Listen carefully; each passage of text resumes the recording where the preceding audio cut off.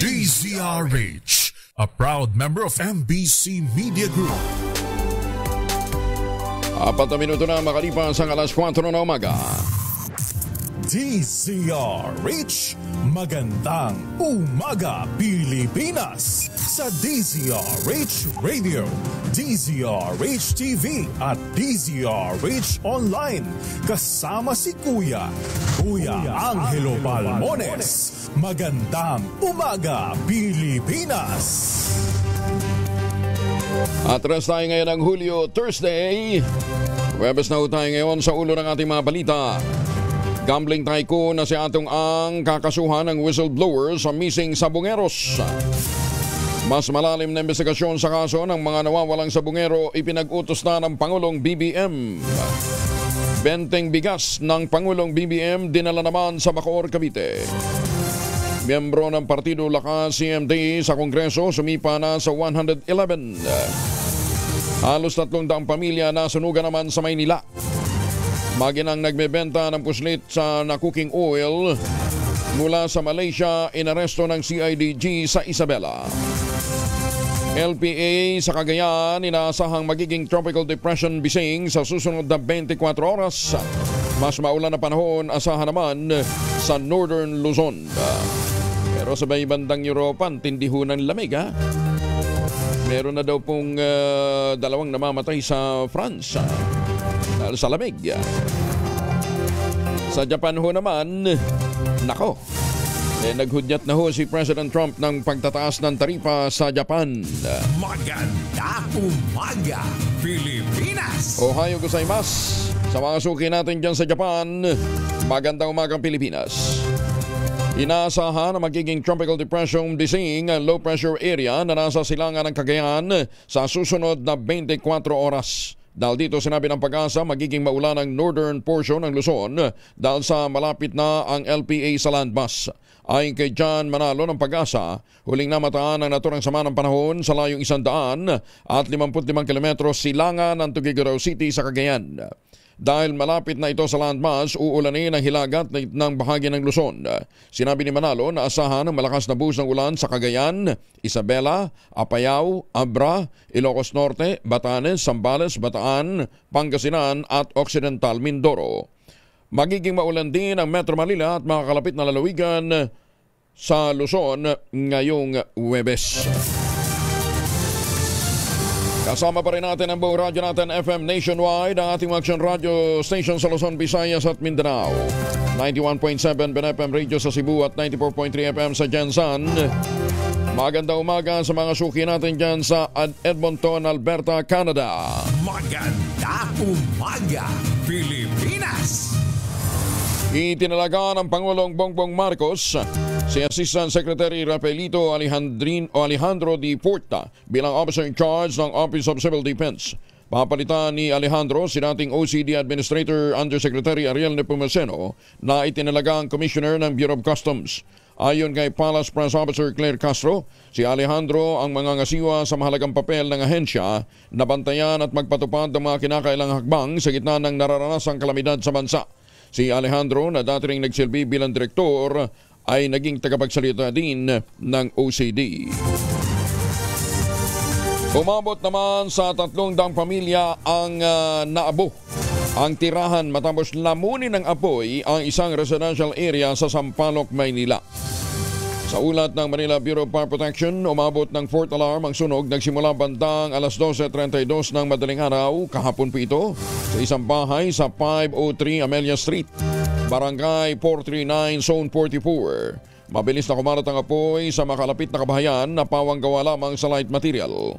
Wala namang iniulat na nasawi o nasaktan sa naturang sunog. Patuloy pang inaalam ang sanhi ng pagkalat ng apoy. Arestado ang 47 anyos na babaeng Indian at 22 anyos niyang anak na lalaki dahil sa manay pagbebenta ng smuggled na mantika sa Santiago City, Isabela. Nasabat ng Criminal Investigation and Detection Group ang nasa 273 containers na mantika o cooking oil nagkakahalaga ng 1.3 million pesos. Ayon kay CIDG Director Police Brigadier General Romeo Macapas, ipinuslit ang naturang smuggled items mula Malaysia. Napagalamang hindi ito rehistrado sa Food and Drug Administration, wala ring license to operate ang naturang mga suspect. Ang mag-ina ay maharap sa kasong paglabag sa Republic Act 9711 o ang Food and Drug Administration Act of 2009. Magandang umaga, Pilipinas! May ngaga sa mga kuturan tanan sa Negros, mahigit sa 100 estudyante mula sa 2 paaralan sa Sibalom, Antique ang isinugod naman sa ospital matapos makaranas ng hirap sa paghinga. Ayon sa Facebook page ng Antique Western Visayas Regional sa Region 6, ang mga biktima ay mula sa Pisanan National High School at Pisanan Central Elementary School sa Barangay Pisanan. Ayon sa ulat, bandang 1:20 ng hapon, dumaing ng pagkahilo, pananakip ng dibdib, pananakit ng tiyan ng mga mag-aral, saka isa-isang hinimatay. Ito'y matapos makalanghap ng mabahong kemikal, hinihinalang mula sa expired na insecticide mula sa farm na malapit lamang sa paaralan. Bunsod nito sinuspende ang klase sa nabanggit ng eskwelahan habang nagdeklara na rin ng Municipal Disaster Risk Reduction and Management Council ng Red Alert Level sa bayan ng Sibalom. Nangako naman sina Antique Governor Paulo Javier at Congressman A.A. Legarda sasagutin ang pamahalang panlalawigan ng medical bills ng mga estudyanteng biktima. Magandang umaga, Pilipinas! Si Ricky Reyes at saka si Rene Salud tutol sa Sogi Bill. Pero pumalag naman yung LGBTQAI community. Detalye ng balita mula kay Gorgie Rula. Gorgie, good morning. Naglabas ng kanya-kanyang opinyon ng ilang miyembro ng LGBTQIA dahil sa mga sinabi nila Ricky Reyes at Rene Salud tungkol sa Sogi Bill. Sinabi nila ito sa interview sa kanila ng YouTube channel ni Tony Gonzaga. Nagpahayag sila ng pagtutol sa gay marriage dahil naniniwala silang ang kasal ay para lamang sa babae at lalaki. Pero ang sabi naman ni Rene, kung legalities lang ay pwede naman daw niyang civil union rights na dapat napag-usapan na lang ng gay partners. Maraming miyembro ang nag-react dito at ang harsh ng mga komento nila laban kina Reyes at Salud. Sa nakaraang love-laban sa diliman ng Gay Pride March noong nakaraang Sabado, isa sa nagsalita roon ay si Vice Ganda. May sinabi siyang hindi porket matanda ka na at may pera ka na ay iwanan mo yung tulad mo na hindi nakakakuha ng pribilehiyong nakukuha mo. Dahil ang pribilehiyo ngayon ay hindi dapat maging pribilehiyo mo lang. Dapat maging karapatan yan ng bawat isa. End of quote. At inassume ito ng mga nandoon na patutsada niya yon kina Ricky Reyes at Rene Salud. Kaya nagbigay rin ng kanya-kanyang opinyon ng ilang mga kilalang LGBTQIA members. Hanggang ngayon ay pinag-uusapan pa rito sa social media at karamihan ay puna nila laban kina Reyes at Salud.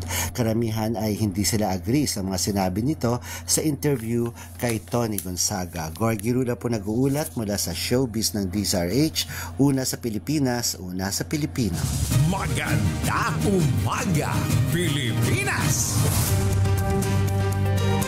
13 minuto na makalipas ang alas 4 na umaga. May comment ka? Ayaw rin. Ay mga misi, sa may araw si Mr. Pagawi galing na trabaho, abay dalian sa germ sa katawan nila para labanan ang may araw gumamit ng Shield Bath Soap regularly. Unbeatable ang Shield sa paglaban sa germs versus another brand may shea butter. Pampalambot ng kuti sa presyong abot kaya 12.50 SRP. Kaya naman recommended ito ng Philippine Nurses Association. Kaya mga misi, sa challenge show, subukan ng Shield Bath Soap. Galit sa sakit, may malasakit. Sulit na sulit. Magandang umaga, Pilipinas! Dami nga naman problema ng Pilipinas eh. Yan ang ilang pinoproblema. Nagkaloob ang Philippine Amusement and Gaming Corporation of Pagcor ng Patient Transport Vehicles. Nagkakahalaga ng 20 million pesos sa siyam na lokal na pamahalaan. Meron din ang isang state university. Tulong ito sa pagpapabuti ng serbisyong pangkalusugan, partikular na sa mga lugar na malalayo sa mga paggamutan. Sa turnover ceremony na ginanap sa corporate office ng Pagcor, 6 na PTB units ang ibinigay sa mga bayan ng Palanan, Quezon, San Isidro, Cabagan, San Mariano at San Pablo sa Isabela. Ang natitirang mga ambulansya ay binahagi naman sa lungsod ng Parañaque, mga bayan ng Tanawan sa Batangas at Balabac sa Palawan, gayon din sa Mariano Marcos State University sa Ilocos Norte.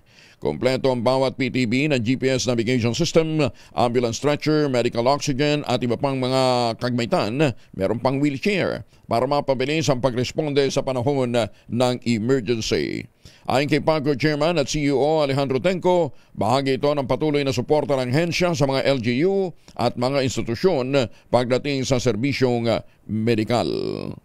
Ayon naman sa Mayor ng Cabagan, Isabela, na si Christopher Mamawag, malaki ang papel at magiging malaking ginhawang na ito ng mga ambulansya, lalo na't hirap sila sa pag-abot na kuminsan tumatagal ng ilang oras ang biyahe patungong tertiary hospital mula sa kanilang bayan.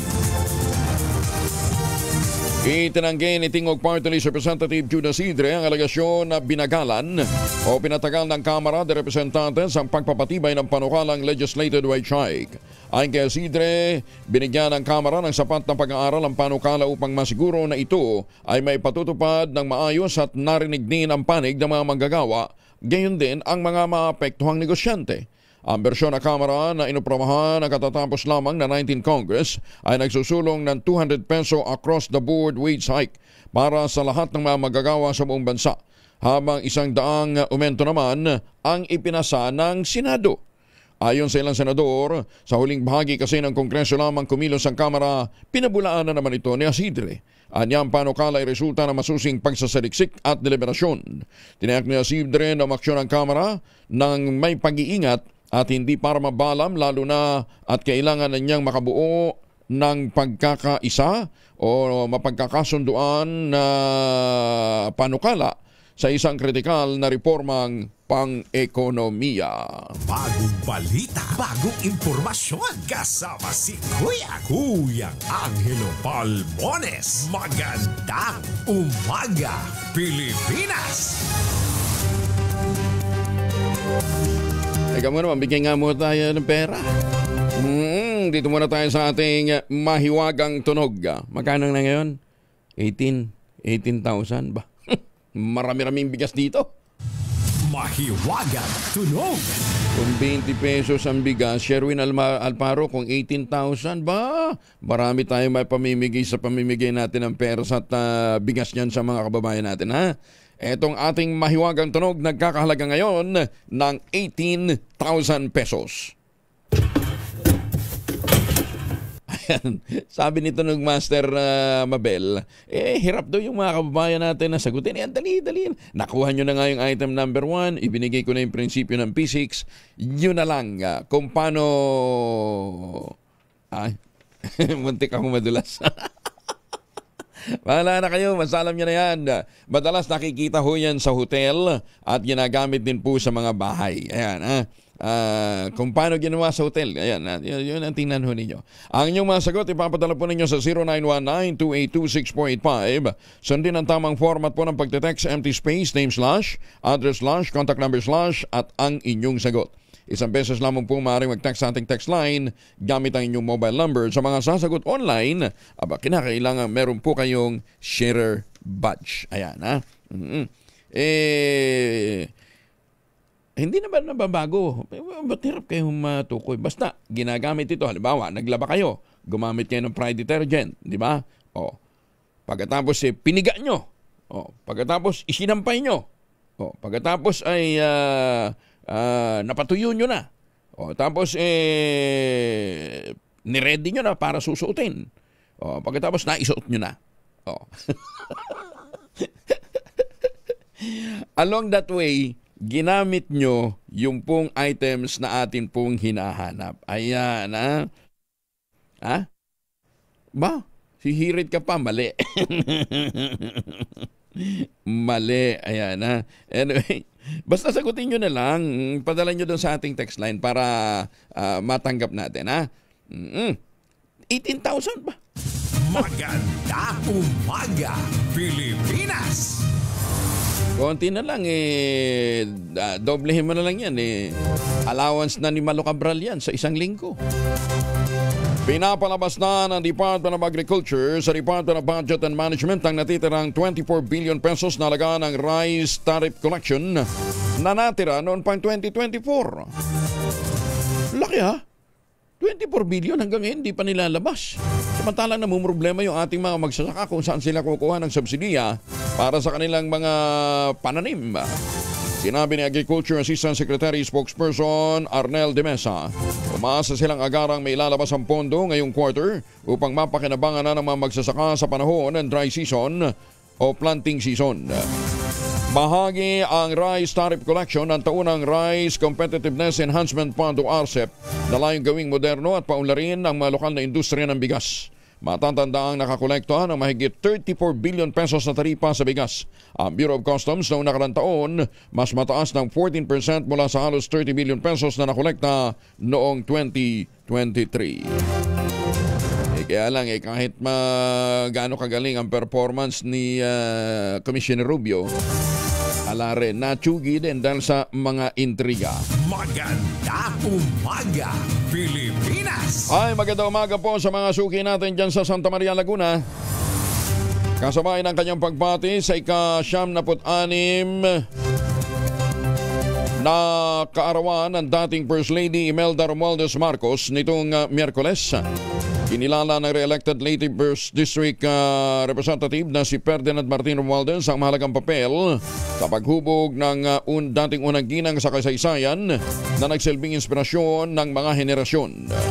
Sinabi ni Romualdez na buhay pa rin ang alaala at pamana ng dating unang ginang Imelda Marcos, ang may bahay ng dating Pangulong Ferdinand Marcos Sr. dahil sa kanyang mga naging ambag sa kultura, diplomasya at paglilingkod sa bayan.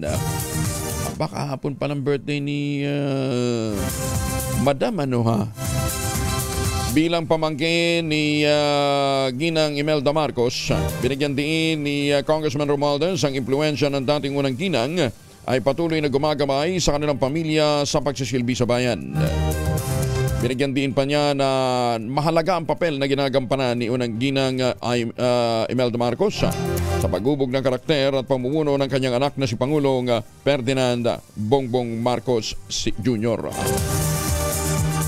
Todo naman ang pagpasalamat ng isang nursing student kay Senator Bongo sa pagbibigay ng oportunidad para sa isang magandang edukasyon at mas maliwanag na kinabukasan sa tulad niyang walang kakayahang makapag-aral. Halos suminto na sa kanyang pag-aaral sana ang nursing student na si Marie Antoinette Serapico sa pamantasan ng lungsod ng Marikina dahil sa mataas na matrikula at pagtaas ng halaga ng pagsasanay. Ngunit salamat sa tulong-dunong program ng Commission on Higher Education, isang scholarship program na suportado ni Senator Bongo. Sinabi ni Marie Antoinette, malaking tulong sa kanyang scholarship grant ng CHED at ang suporta ng senador para maging posible ang kanyang pangarap na maging nurse malang araw.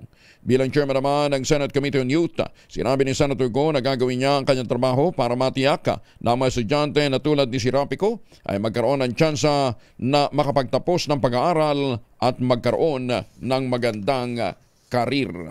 Magandang umaga, Pilipinas! 23 na makalipas ang alas 4 ng umaga, isang hinihinalang Shabu Laboratory at umano'y pinakasupplier ng ilegal na droga sa buong Central Visayas ang sinalakay ng Philippine National Police at Philippine Drug Enforcement Agency o PDEA. Ayon kay Police Regional Office 7 Director Brigadier General Red Maranan, posibleng main manufacturer ng droga ang naturang laboratorio sa Barangay Zapatera, Cebu. Arestado sa ikinasang operasyon ng mga otoridad ang isang 20 anyos na babaeng caretaker habang nauna ng dinakip ang sinasabing leader ng sindikato at chemical engineer na si alias Stephen. Ang una nating nahuli dyan ay yung mga downline distributors. Nung nahuli natin yung mga downline distributors, na-identify natin naman yung mga middle level distributors hanggang sa maabot natin yung pinaka-main distributor. Ito na yung isang tao na pinagmumulan ng mga supply na tinatawag nating party drugs. At nung nahuli natin yung main distributor, na-identify na natin yung leader ng sindikato. Nasabat mula sa mga suspect ang 2.2 million pesos na laga ng illegal drugs. May kasamang mga aparatos, chemical, baril, bala at pampasabog. Ngayon ay pinag-aaralan ng mga otoridad ang pagsasampa ng mga kasong isasampa laban sa mga ito, gayon din sa mga nagkanlong sa kanilang illegal na aktibidad. Iimbestigahan naman ng Bureau of Fire Protection ng mga opisyal ng Makati City Fire Central Station na manoy lumabag sa fire code. Matatandaang agad nirelieve sa pwesto ang ilang opisyal ng naturang istasyon matapos madatnan ni Interior and Local Government Secretary John B. Cremulya na nakaharang sa entry at exit points ng mga fire truck ang mga pribado nilang sasakyan. Pagbibigay din ni Bureau of Fire Protection spokesperson Fire Superintendent Annalie Carbajal Atienza, hindi katanggap-tanggap ang ganitong uri ng paglabag. Tiniyak naman ni Atienza na tututukan ng Bureau of Fire Protection ang pagpapatupad ng Fire Code of the Philippines kung saan mahigpit na pinag-uutos na sisiguraduhin walang anumang sagabal sa pasukan o labasan ng mga fire truck at iba pang mga emergency response vehicle para sa mabilis na pagresponde. 25 makalipas ang alas 4 ng umaga, driver patay matapos saksakin na kasamahan sa Davao City. Detalye na balita mula kay Jun Soter mula sa Action Radio Davao. May buntag ni mo, Jun.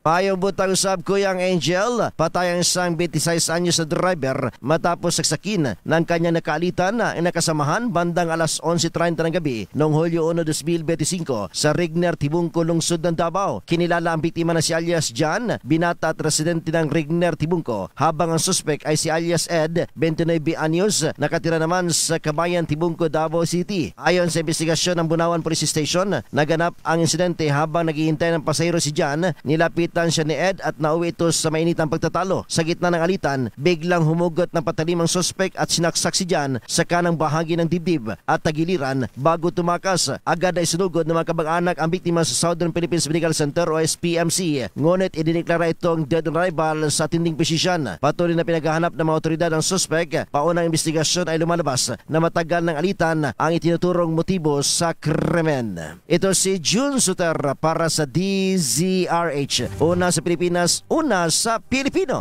Dengan salamat, Jun Suter. May buntag sa mga tigpaminaw natin sa Davao. Sa mga suki natin dyan sa Tagum City, good morning. Naimbag na bigat na kadakayamin sa ating mga kababayan dyan sa Bulog, Cagayan ay mga mami sa pwede ho tayong mag-laundry day today kahit na medyo umuulan. Basta bantayan lang natin bandang hapon. Kunot no ka ba kapag makapit, madikit at malupit ang mantsa? All you need is Pride. Ba't mapahirapan ang self-con sa Pride? Easy at worry-free naman ang laundry. Sa Triple Stain Away Formula, tanggal ang matitinding mantsa based on test sa chocolate, mud and sebon cotton. Gawa po ito ng ACS. Ikanalugod ni lakas Christian Muslim Democrats President at late Representative Martin Romualdez ang muling pag-iit ng Pangulong Bongbong Marcos na palawakin ang saklaw ng crop insurance upang mapatibay ang proteksyong ibinibigay sa mga lokal na magsasaka at mapatatag ang supply ng pagkain sa bansa.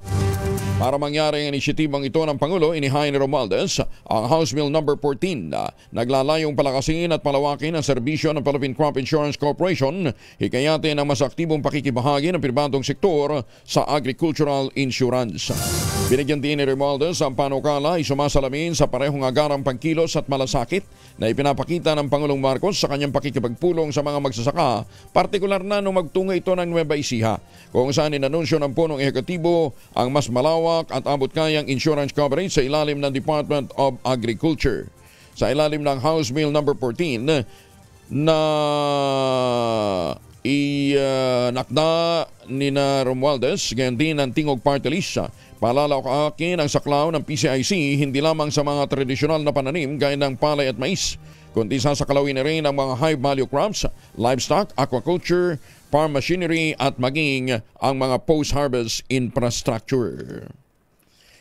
Nagkaloob naman ang Philippine Amusement and Gaming Corporation o PAGCOR ng 50 milyong piso, 50 milyon sa Bureau of Immigration para magamit sa deportation ng mga dayuhang manggagawa mula sa illegal na offshore gaming operators o mga pogo sa bansa.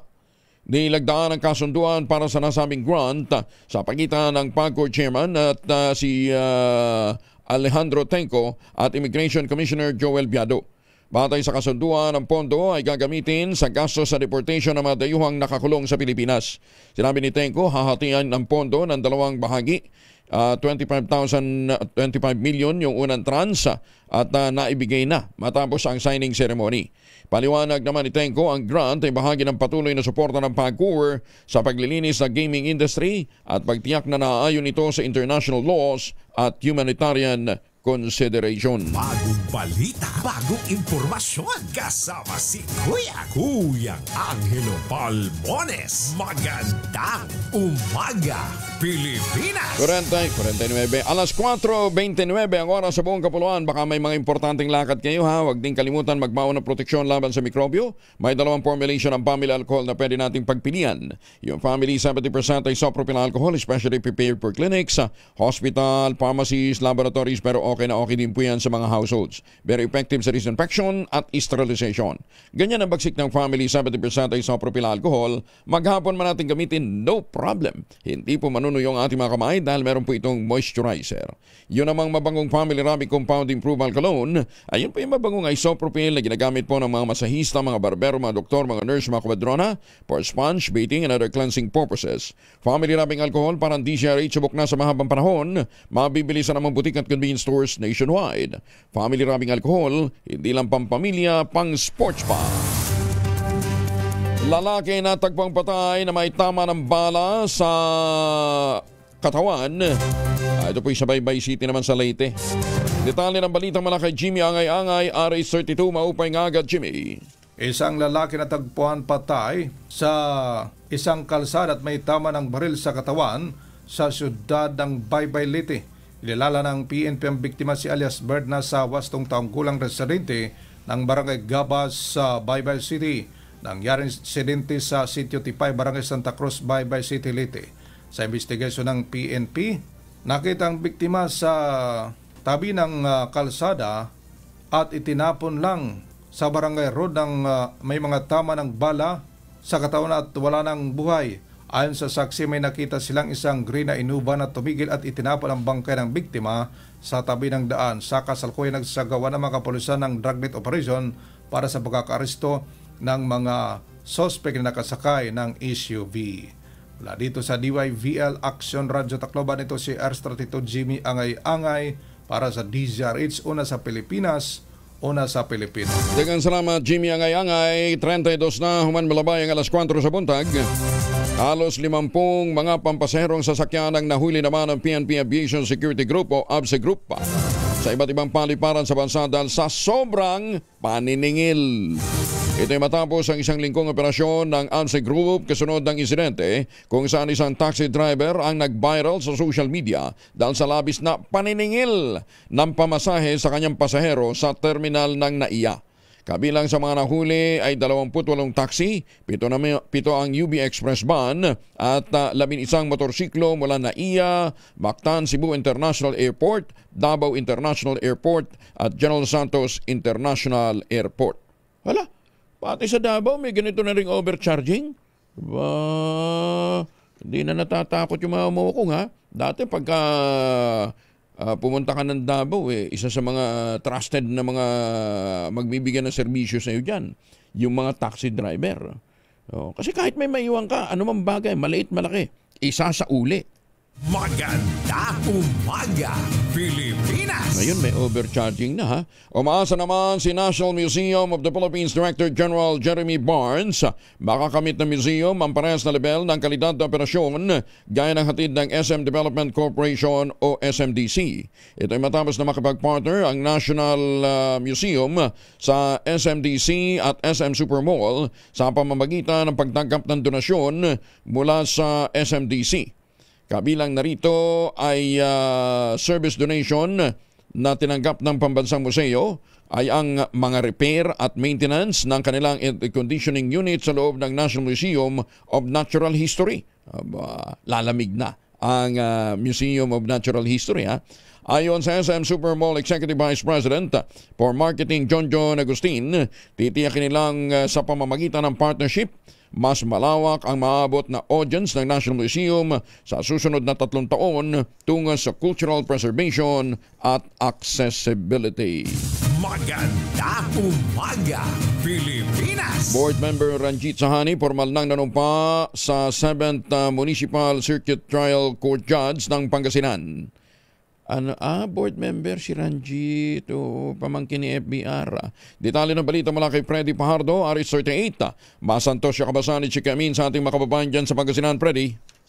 Masantos siya kabuwasang Kuyang Angel. Formal nang nanumpa bilang nagbabalik na board member ng ika-6 na distrito ng Pangasinan, si board member Ranjit Ramos Sahani sa harap ni Judge Jonathan Abbas, presiding judge ng 7th Municipal Circuit Trial Court ng Asinggan, Pangasinan kahapon. Nakakuha ng 89,563 na boto si board member Sahani sa nakalipas na 2025 midterm election na pumangalawa siya sa 6 na mga kumandidato sa nasabing posisyon. Kabilang sa mga dumalo sa outtaking ni Sahani ay ang maginang sila Vice Mayor Heidi Chua at Councilor Ira Chua ng Asinggan. Hindi nag-ano nakapangampanya si Sahani dahil may iniinda na itong karamdaman, kaya naman laking pasasalamat siya sa mga nagtiwala sa kanya na muling makabalik sa sangguniang panglalawigan ng Pangasinan at tiniyak na gagawin niya ang lahat ng makakabuti at kapaki-pakinabang sa sambayanan ng ika-6 na distrito ng Pangasinan sa kanyang pagbabalik.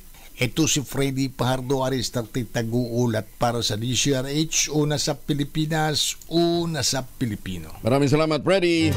Magandang umaga din kay Governor Bongbong Guico. Ay, kayo dyan sa Quezon, magandang umaga. Tuloy nyo lang yung inyong patuloy na pagpaparami ng taniman po ng kakao. Sa tulong po ni Dr. Helen Tan, yung pong mga planting material ng kakao galing Davao, hinakot po yan para maitanim sa ilalim po ng mga nyugan. Ngayon, nagpuproduce na rin sila ng kanilang sariling planting material. Yan po ang pinagmumula ng mga dekalidad na kakao beans, pinaprocess para maging tangerine chocolate. Ang tangerine chocolate po ay brand ng mga magdiniyog at mga magsasaka dyan po sa lalawigan ng Quezon. Available sa 0919-095-5935. Yung pong mahigit 10 variants ng tangerine chocolate na mga raw material ay galing din po sa mga ani ng mga magsasaka. Pwede nyo i-check sa tangerinechocolate.ph. Sabi nga po ni Dr. Helen Tan, sino bang magmamalasakit sa Pilipino kundi ang kapwa Pilipino? Kaya sa bawat tangkilik natin ng tangerine chocolate, pinalalakas natin ang loob ng ating mga magsasaka, pinalalakas natin ang ating lokal na ekonomiya. Tangerine chocolate 100% gawang lokal, but taste and looks global. Sabi po ni Dr. Helen Tan, sa mga pauwi ng Pilipinas, huwag na nating ipasalubong yung ma-imported na tsokolate dahil sa Pilipinas, merong mas masarap dyan. Tangerine chocolate. 37 makalipas ang alas 4 ng umaga, pinaplansya na ng PNP Anti-Cybercrime Group ang reklamong isasampa laban sa halos 1,000 parakyano ng malaking illegal na raffle sa San Vicente, Tarlac. Ayon kay ACG Director Brigadier General Bernard Yang, mahaharap din sa kaparehong kasong paglabag sa illegal gambling ang mga nadat na nilang tumataya o bumibili ng tiket sa sinalakay na pasugalan. Unang inaresto ang 74 operator at staff ng naturang pasugalan na nagbebenta ng tiket online. Ngunit live kung mag-draw ng raffle para sa alok na premyong kotse, lupa at wedding package. Malupit, may wedding package pa ngayon na papremyo. Bukod sa wala itong permit, nabati din na niloloko lamang ng grupo ang mga tumataya dahil wala namang totoong nananalo ng major prizes. The advertisement, the selling of other tickets are done online.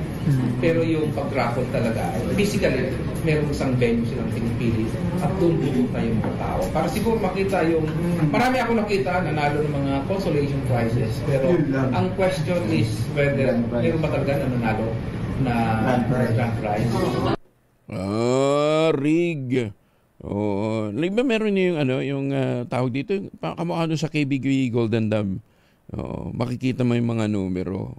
Computer na ang gumagawa ng tambyo ng ng raffle. Ganun ang uso ngayon eh. Loko, mantakin mo pati kasal. Sasagutin daw nila. Madali yun. Siyempre, magpapamanalo yan ng mga konting maliliit na mga items, di ba? Pero yung bahay at lupa, suntok sa buwan. Magandang umaga, Pilipinas! Pilipinas. Kaya bago ho pumusta o sumali sa mga ganyang klase ng laro, mag-ingat ho muna ha. Magsasampa ng reklamo ang isinasangkot na negosyante at gaming industry tycoon na si Atong Ang laban sa whistleblower ng missing Sabongeros. Maghahain ng formal na reklamo ang kampo ni Ang sa Prosecutor's Office ng Mandaluyong City alas 9 ngayong umaga laban kina Julie Patidongan alias Totoy at Alan Bantiles alias Brown. Ayon kay Atong Ang, walang katotohanan ang mga ibinabatong alegasyon sa kanya ng naturang whistleblowers kaugnay ng pagkawala ng 34 na mga sabungero. Ang mga ito niya ay pagyurak sa kanyang dignidad at reputasyon at nagdudulot ng stress maging sa kanyang pamilya. Sa katunayan, nakipag-ugnayan ng negosyante sa mga otoridad para linisin ang kanyang pangalan hanggang sa lumutang ang katotohanan.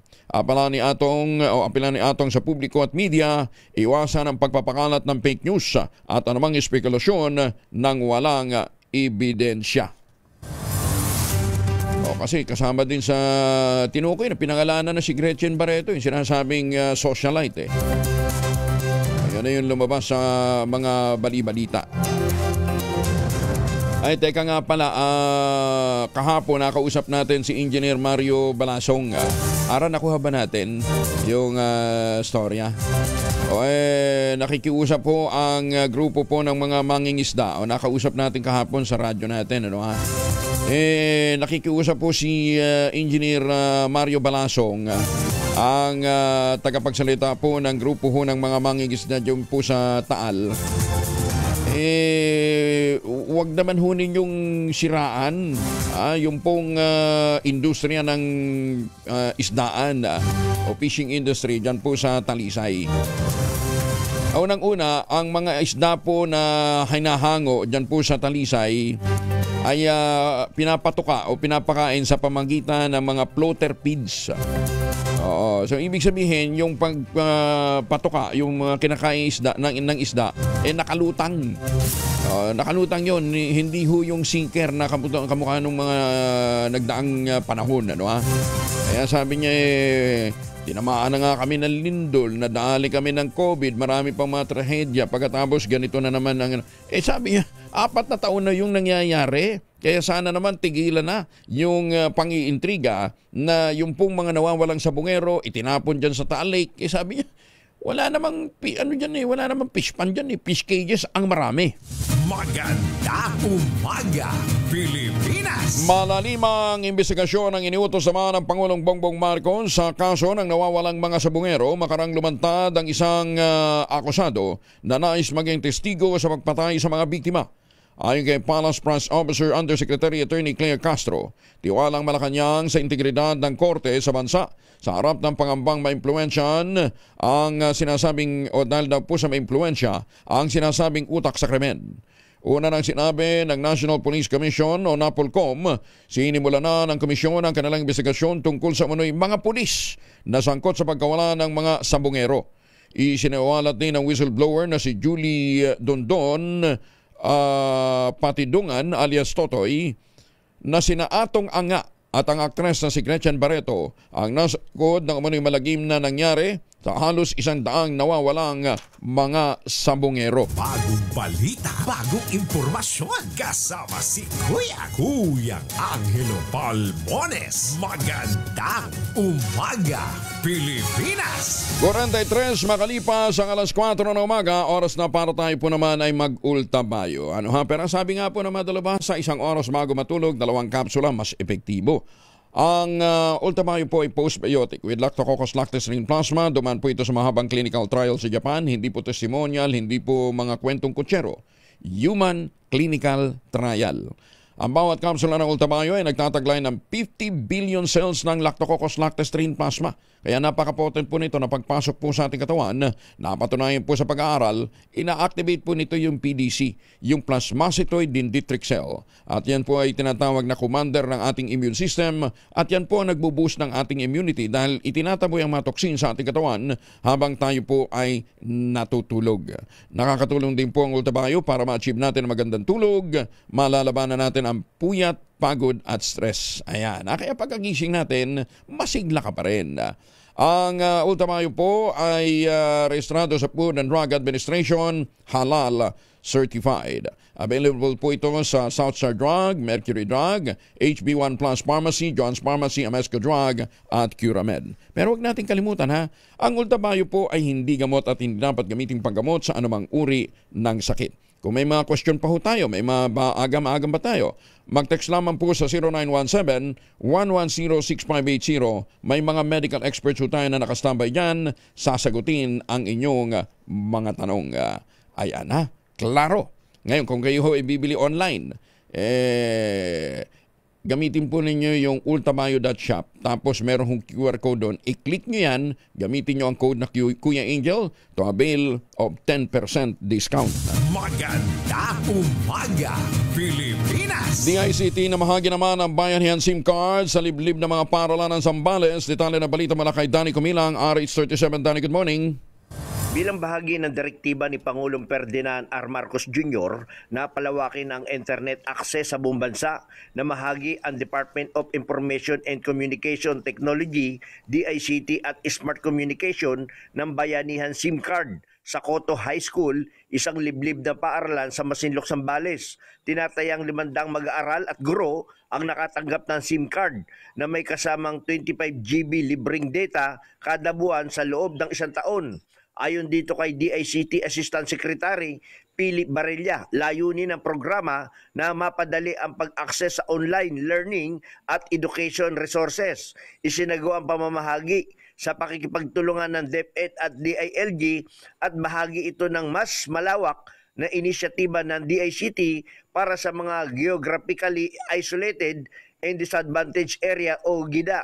Kasabay nito, nagpapatuloy din ang iba pang programa ng ahensya tulad ng Free Wi-Fi for All at Digital Literacy Training para sa mga guro at mag-aaral. Danny Kumilang, RH37, DCRH, una sa Pilipinas, una sa Pilipino. Maraming salamat, Danny. May paaba kay kayungan sa ating mga kababayan dyan po sa Pampanga. Maganda umaga, Pilipinas! Ay, magandang umaga sa mga taga-Angono, Rizal. Kukurutin ko kayo Kailan pa hinahanger ang dryer? Pwede. May hinahanger. Pero hindi ho dryer ang sagot, ha? Hindi dryer. Basta tingnan ho ninyo paano kayo maglaba at gumagamit pagkatapos yung gumamit ng Pride detergent, ha? Pinanguna naman ang Pangulong Bongbong Marcos Jr. kasama ang mga opisyal ng Department of Agriculture sa paglulunsad ng 20 bigas meron na program sa Gateway City ng Metro Manila. Ang pangunahing expansion ng insentibong 20 pesos na per kilong bigas na naglalayong mapagaan ang gastusing pampinansyal ng milyon-milyong pamilyang Pilipino. Naunang plinano para sa pilot testing sa Visayas nitong taon, ang 20 peso rice project ay inulunsad naman sa mga pangunahing urban centers kabilang na ang mga nasa labas ng Metro Manila, na ang layunin nga ay maabot ang 15 million beneficiaries sa buong bansa hanggang sa susunod na taon. Ang hakbang ay kasunod ng direktiba ng Pangulong Marcos na palakihin ang programa hindi lamang sa test phase, kundi pabilisin ang implementasyon sa buong bansa. Palawigin pa ito ng hanggang 2028. Sa Bacoor City, 500 sako ng bigas na nabili ng National Food Authority mula sa lokal na mga magsasaka ang idiniliber sa pamamagitan ng kadiwa ng Pangulo Outlet ng Department of Agriculture sa Sapote, Bacoor Public Market. Ang inilaang bigas ay sapat para makabili ang nasa 2,500 na mga residente ng tig 10 kilo per bag. Subsidized rice sa pesyong 20 pesos per kilo.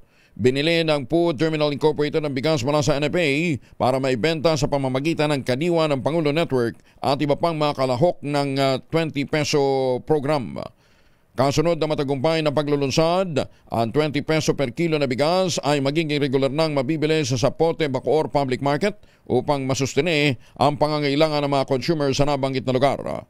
Lumitaw naman sa data ng DA Agribusiness and Marketing Assistance Service, sa pagitan ng May 12 hanggang June 30, mahigit na sa 105,000 na mga pamilya sa Luzon at Visayas ang nakabili ng mahigit 804,000 kilos ng bigas sa ilalim ng naturang programa. Maganda umaga, Pilipinas! Nakabili nga ho sila ng 20 pesos per kilo na bigas. Kaya lang, umaangal pa rin ho naman yung ating mga farmers. Mantakin ho ninyo, dito lang ho sa Mindoro. Huwag na kayo lumayo. Dito sa may bandang Bulacan. Magkano? 9 hanggang 10 pesos per kilo ang farm gate price ng bagong aning palay. Maganda umaga, Pilipinas! Ginalampag ng Amihan National Federation of Peasant Women ng pamahalaan sa patuloy na pagbagsak ng farm gate price ng palay. Ito ay makarang bumaba sa 9 na piso hanggang 10 pesos per kilo ang farm gate price ng palay sa Laguna, habang mas mababa sa hirit ng mga magsasaka na dapat na hindi ito bumaba ng 20 pesos per kilo. Ayon kay Cathy Stabilio, Amihan Secretary General at Bantay Bigas Spokesperson, pagkaani ng palay, nakaabang na kasi yung mga private trader na nagtatakda ng napakababang presyo ng palay. Isinisin ng grupo ang patuloy na paglala ng krisis sa Rice Liberalization Law at Executive Order No. 62 na nagpapahintulot sa mga pribadong trader na maghari sa merkado at paggamit ng rice imports para mapababa ang local prices ng palay. Panawagan ng grupo, itaas ang farm gate price ng palay, magbigay ng production at post-harvest support para sa mga magsasaka. Alisin din ang Rice Liberalization Law at magsulong ng mga reformang totoong magpapalakas sa industriya ng palay sa bansa. Pero relax lang daw ho tayo. Sabi ho ng mga mambabatas natin, relax! Diyan ho sa problema natin sa palay. Bakit? Meron na tayong bill. Ang anihan ho nalalapit na. Ang pinag-uusapan nyo para mapakalma ang tao, panukalang batas. Babalik na daw ho kasi sa NFA yung kapangyarihang mamili at makapagbenta. Ay, sus, may buhay ito. Aksidenteng nabaril ng kanyang anak sa bayan ng Haniway, Iloilo, patay. Naku, balita naman ito. Detalye na balita mula kay Jocelyn Make mula sa Action Radio Iloilo. May nga aga, Jocelyn. Dead on arrival sa ospital ang 77 taong gulang na ina ng aksidenteng nabaril ng kanyang anak sa barangay Kipot, bayan ng Haniway, Iloilo. Ayon kay Police Captain Hector Ayagan, ang Chief of Police ng Haniway Municipal Police Station, naglilinis ng 12-gauge shotgun si Reynold Maris, 44 anyos ng aksidente itong pumutok. Natamaan sa kaliwang balikat ang kanyang ina na si Lucy habang dumadaan sa pinto sa kabilang bahay. Dinala pa ni Reynold ang ina sa ospital pero hindi na ito umabot ng buhay. Hinihintay na lang ang desisyon ng pamilya kung sasampa ng kaso si Reynold ayon sa pulis. Mula sa Action Radio Iloilo, ito si Jocelyn Make para sa DZRH, una sa Pilipinas, una sa Pilipino. Damong salamat, Jocelyn. Patuloy naman ang pagdami ng mga miyembro ng Lakas Christian Muslim Democrats sa pinakamalaking partidong politikal sa bansa at maging sa Kongreso. Pinamumunuan ito ni Leyte Congressman Ferdinand Martin Romualdez. Nitong Miyerkules, pinangasiwaan ni Romualdez ang panunumpa bilang miyembro ni Congressman Dibu Tuan ng 3rd District ng South Cotabato, kaya tumakyat na sa 111 ang bilang ng mga miyembro ng Lakas CMD sa 20th Congress. Sa kanyang pagtanggap ng mga bagong miyembro ng partido, ipinahayag ni Romualdez ang kanyang tiwala sa kanyang mga kasama sa Lakas CMD na magsisilbing kaagapay ng mga layunin at mga adikain ng Pangulong Bongbong Marcos para sa mas maayos na pamumuhay ng sambayanang Pilipino at pagpapatupad ng isang bagong Pilipinas. Binanggit niya na kamakailan, nagsagawa din ang pagbisita sa mga lalawigan ng Pangulo upang personal na tiyakin na maayos na ipatutupad ang kanyang mga programa at proyekto, ganyan din ng mga polisiya at unti-unti na isa sa katuparan ang mga layuning ito sa mga lokalidad. Halos lahat naman ng mga party list representatives ngayong 20th Congress ay sumusuporta sa patuloy na pagiging speaker ni Leyte 1st District Representative Martin Romualdez. Sinabi ni Ako Bicol Party List Representative Alfredo Garbin, nasa 57 o 58 na mga party list representative mula sa 63 na mga uupo sa 20th Congress ang sumusuporta kay Romualdez. Sa Hunyo 28, ilang oras bago ang State of the Nation address ng Pangulong Marcos, magkakaroon ng butuhan sa pagka-speaker ng Kamara. Ayon kay Garbin, sa 317 members ng mababang kapulungan sa 20th Congress, 287 na ang nagpahayag ng suporta kay Romualdez. At sa bilang na ito, 283 naman ang pisikal na lumagda sa isang manifesto of support. Si Romualdez ay presidente ng Lakas Christian Muslim Democrats o Lakas CMD Party, ang pinakamalaking partido ngayon sa Kongreso.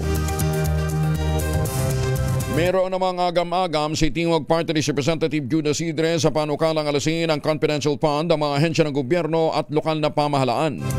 Ang pahayag ni Isidre ay sagot sa tanong kung dapat bang magkaroon ng confidential fund ang mga LGU. Kasunod ng pahayag ng ilang mga bagong halal na opisyal, gaya ni na dating Vice President at ngayon ay Mayor ng Naga City na si Leni Robredo, na hindi ito kukuha ng naturang alokasyon sa ilalim ng kanyang pamumuno sa Naga.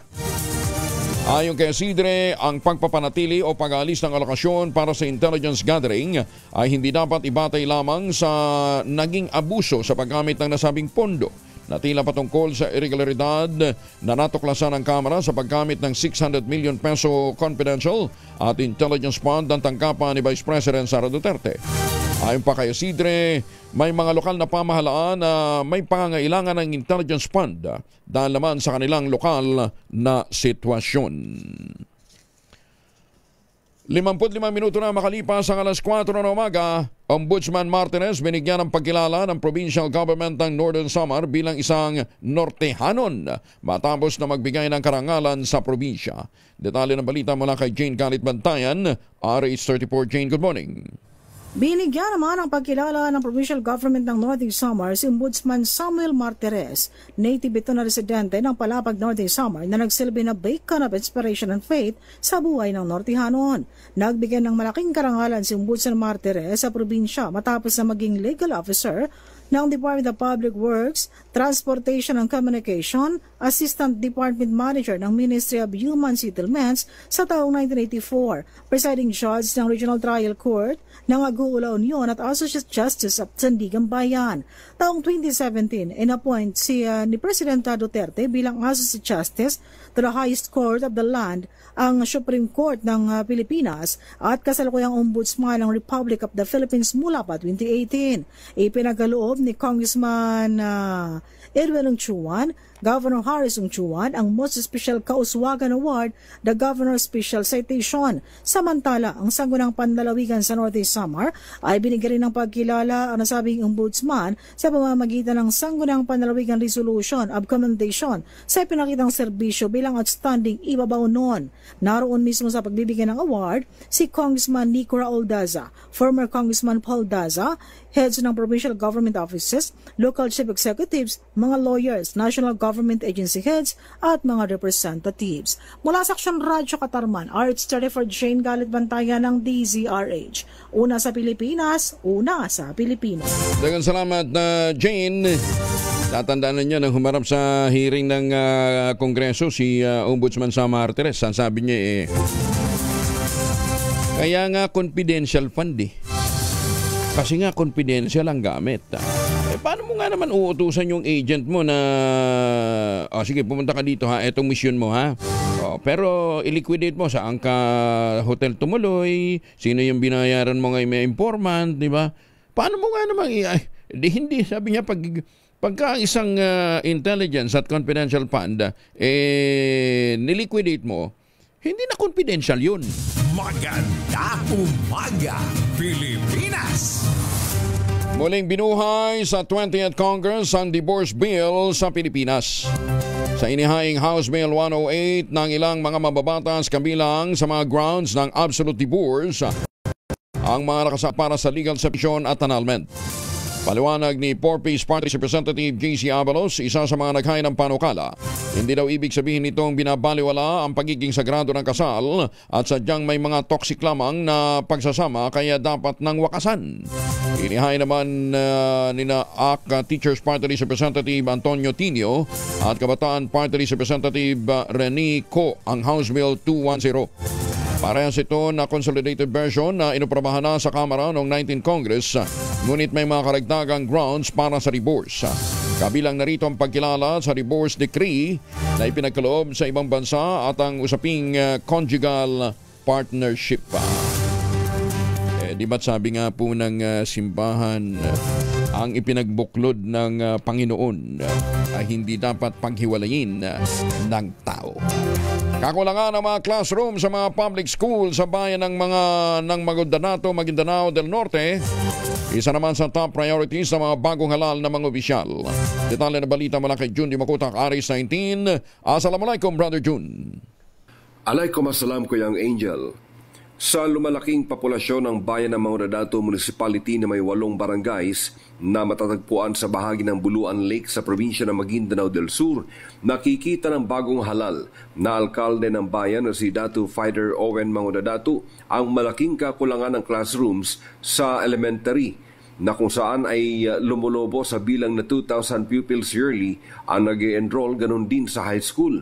Yearly umanong lumulobo ang bilang ng mga enrollees. Hangad din ang bagong mayor na mapataas ang quality ng teaching methods ng mga teachers na tututukan din ng LGU. Ang bayan ng Mangudadato na ngayon kabilang sa 4th class municipality ay isang MILF community at pawang mga anak ng mga former combatants ang nakikinabang sa mga paaralang sakop ng bayan na matatagpuan sa loobang bahagi mula sa National Highway ng Buluan Town. Layunin ni Mayor Fider na maipagpatuloy din ang mga sinimulang development ng kanyang amang si former Mayor Freddy Mangudadato, partikular sa infra projects at peace and order. Nais itong mag-double time sa trabaho upang makamit umano agad ang mga solusyon sa mga problemang ito sa tulong ng mga stakeholders at ng re-elected Municipal Vice Mayor by Elizabeth Mangudadato Tayuan. Ang outgoing mayor na si Honorable Mayor Freddy Mangudadato ang siya namang nanguna sa oath-taking ceremony sa mga bagong halal na opisyal at ngayong araw ay gaganapin ang assumption into office ng mga bagong halal sa panguna nina Honorable Mayor Datu Fighter Owen Mangudadato at Vice Mayor by Elizabeth Mangudadato Tayuan, 10 ng kanilang mga sanggunian members. Mula sa Central Mindanao, RH19, June Dimakutak, DZRH, una sa Pilipinas, una sa Pilipino. Maganda umaga, Pilipinas! Sukran June, maraming salamat. Ay, magandang umaga po sa lahat ng mga Pilipinong nakatutok sa atin sa iba't ibang panig ng mundo. Sa mga Pilipino dyan po sa Hong Kong, sa Taipei, Taiwan, sa Macau, at sa mga suki ho natin, Evan Lang dyan po sa Las Vegas, Nevada, good morning. Sa San Diego, California, syempre nakatutok pa rin dyan yung ating mga suki, yung The Midnight Singers. Magandang umaga po sa kay Tita Lois, kay Tita Cora, kay Ma'am Linda, Sir Art, Boss June, at saka kay Boss Manny de la Peña. Magandang umaga po sa inyo. Naimbag na bigat sa mga kababayan natin dyan po naman sa Hawaii. Tami Ilocano dyan, At saka sa mga suki natin dyan po sa Europa. Magandang umaga po sa inyo, lalong-lalo na yung nakatutok sa atin dyan sa Switzerland. Ay, magandang umaga din po sa mga Pilipino dyan po sa Malaysia. Balik tayo dito sa Pilipinas. Ang tanong natin sino ba itong kontraktor mula sa Central Luzon na kung makaasta daw ay parang chief of staff ni Congressman Sandro? Aba, ginagamit pang pangalan ni Congressman Sandro Marcos, Ito daw po kung umasta pwedeng magdikta sa DPWH kung anong project na gusto niya. Ang reklamo naman ng ibang mga kontraktor ng ibang mga district engineers na natatakot nito dati, puro delayed naman pala mga projects nito. Bukod kay Congressman Sandro, ipinagmamalaki din nito na super close daw siya sa isang babaeng undersecretary ng DPWH. Ay, Mr. Contractor, huwag kang gamit ng pangalan, at baka mamaya makuryente ka. Nakarating na rin sa kinauukulan yung ipinangangalandakan mong sila ang nag-uutos sa inyo na kumorner ng mga project. Ayan, di ba sino nga yun dati? Yun nakulong dahil doon sa mga pag-corner din ng mga project. Apelido nga nakalimutan ko babae. Yung sa pork barrel. Kalimutan ko sandali, Maganda umaga, Pilipinas! 3 minuto na makalipas ang 5 ng umaga. Hello, Palmones! Magandang umaga, Pilipinas! 4 na minuto na makalipas ang 5 ng umaga. Ngayon po ay July 3, 2025, Thursday. Mahalaga ang nutrisyon ng mga kabataan tungo sa pagkatuto. Ito lumabas sa ulat ng Department of Education, bunga ng kanilang sinagawang summer program ngayong taon kung saan merong libreng snack at small incentives ang mga estudyanteng lumahok. Sa datos, 81% ng attendance rate ng mga mag-aral ang naitala mula sa mahigit 70,000 beneficiary ng programa sa loob ng 5 linggo. Ayon kay Education Secretary Sanang Gara, malaki na itutulong ng pagkain para mapanatili ang attendance ng mga estudyante at focus naman ito na mag-aral, partikular na sa bawat bata makabasa program at National Learning Camp. Iginit ng kalihim na hindi lamang ito insentibo sa pagkain, kundi pundasyon sa pagkatuto. Dahil ang malakas na katawan ng bata ay sinasabing mas handa silang bumasa, makinig at umunawa. Sumusigla rin na niya ang partisipasyon ng mga estudyante sa leksyon kapag may snack at reward-based system sa klase at nababawasan ang bilang ng kanilang pag-absenta. Magandang umaga, Pilipinas! Alamin muna natin ang magiging lagay ng panahon sa mga susunod na sandali mula kay Grace Castaneda ng Pag-asa at may monitor din natin ang posibleng pagpasok na ni Bising. Good morning, Ma'am Grace. Good morning din po, Sir Angel, at sa ating mga taga-subaybay. Kanina nga pong alas 3, yung low pressure area na minomonitor natin ay huling namataan sa layong 125 kilometers east-northeast ng Apari, Cagayan. At mataas nga po yung chance nito na maging bagyo, ngunit hindi po within 24 hours. And sa kasalukuyan po, itong LPA na ito is magdudulot ka din ng mga pag-ulan sa Ilocos Region, Cordillera Administrative Region, Cagayan Valley at Aurora. And hanggang sa mga malalakas po yung pag-ulan na posible nating maranasan. Kaya pag-iingat sa mga kababayan natin dyan sa posibilidad ng mga pagbaha at pagguho ng lupa. Samantala, ang habagat naman po ay nakaka-apekto pa rin sa malaking bahagi ng ating bansa kung saan dito sa Metro Manila, maging sa Pangasinan, Zambales, Bataan, Cavite, Batangas at Occidental Mindoro ay makakaranas po tayo ng bugso ng mga malalakas na pag-ulan, dulot nga po nitong habagat. Samantala sa Western Visayas naman at nalalabing bahagi ng Luzon, meron ding mga kalat-kalat na pag-ulan na mararanasan at sa nalalabing bahagi naman ng ating bansa ay meron pa rin po mga biglaang pag-ulan, pagkilat at pagkulog, lalong-lalo na sa hapon at gabi, dulot pa rin po ito ng habagat. And ngayong araw nga po ay meron pa rin tayong mararanasan ng mga katamtaman or ng mga malalakas po ng mga pag-ulan. 50 to 100 millimeters of rainfall po yung posible nating maranasan ngayong araw or within the 24-hour duration dito sa Metro Manila, Pangasinan, Zambales, Bataan, Cavite, Batangas at Occidental Mindoro. Dulot po ito ng habagat. At sa bahagi naman ng Batanes, Cagayan, Isabela, Apayao, Kalinga, Abra at Ilocos Norte, dulot naman po ng LPA. So muli po, pag-iingat para sa ating mga kababayan sa banta ng mga pagbaha at pagguho ng lupa. Samantala, meron din po tayo mga advisories na mga pinalabas dito po sa area ng Northern Luzon, sa particular na po yan sa ilang areas po sa Pangasinan, Ilocos Norte, sa Apayao at sa Cagayan, maging sa ilang areas din po dito sa Nueva Vizcaya. Samantala, sa bahagi din po ng Aurora, meron din tayong mga pag-ulan na kasalukuyang nararanasan. And dito rin po sa Metro Manila kanina is meron nga po tayong mga pag-ulan din.